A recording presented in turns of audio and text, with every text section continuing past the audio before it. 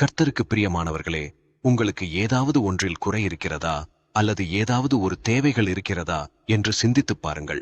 சங்கீதம் 23 அதிகாரம் 1 கர்த்தர் என் மேய்ப்பராயிருக்கிறார், நான் தாழ்ச்சியடையேன் என்று எழுதியிருக்கபடியாக கர்த்தர் நமக்கு மேய்ப்பராயிருப்பதினாலே நாம் ஒரு குறைவும் இல்லாமல் நிறைவாக வாழ்கிறோம்.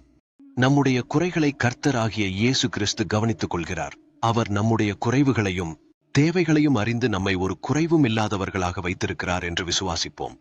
கர்த்தர் நமக்கு மேய்ப்பராயிருந்தால் கர்த்தர் நம்முடைய தேவைகளை பார்த்துக் கொள்வார்.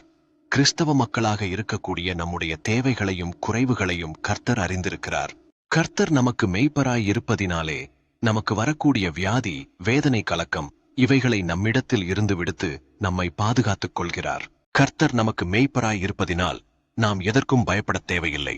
நீதிமான்களாக வாழக்கூடிய நாம் எதற்காக நமக்கு விரோதமாக எழும்பக்கூடிய சத்துருக்களை கண்டு பயப்பட வேண்டும் என்று கிறிஸ்துவ மக்களாக இருக்கக்கூடிய நாம் தான் சிந்தித்து பார்க்க வேண்டும்.